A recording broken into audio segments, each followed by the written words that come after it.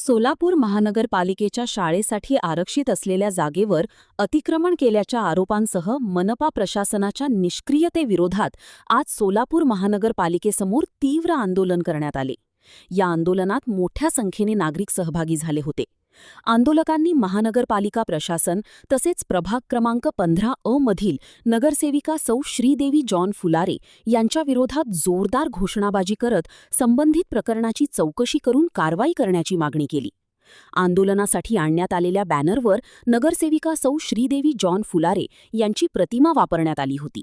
या प्रतिमेच्या वापरावर पोलिसांनी आक्षेप घेतल्याने आंदोलनस्थळी काही काळ तणावाचे वातावरण निर्माण झाले।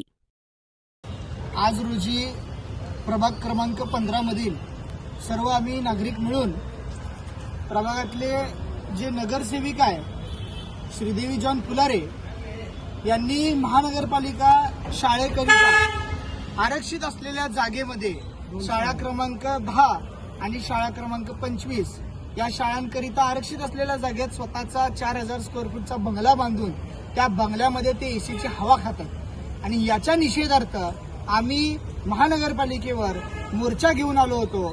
त्या मोर्चामध्ये मी स्वतः निलेश संगेपाग असेल, आमचे प्रभागातले नेते राजू अलकर साहेब असतील, यमगर साहेब असतील, आम्ही सगळे आणि सर्व नागरिक मोठ्या संख्येनं या आंदोलनात आम्ही सामील झालोय। आणि आमच्या या आंदोलनात आमची मागणी हीच आहे की तुम्ही आज म्हणताय की आम्हाला सगळे जागा महानगरपालिकेच्या ताब्यात घ्यायचे आहेत आणि ते विकसित करून महापालिकेचं जे उत्पन्न आहे ते वाढवायचं आहे, पण तुमच्याच सत्तेतले जे नगरसेविक आहे ते महानगरपालिकेची जे शाळेकरिता आरक्षित जागा आहे, जे गोरगरिबांच्या लेकरांकरिता जी आरक्षित जागा आहे त्या जागेवर स्वतःचा बंगला बांधून एसीची हवा खातात।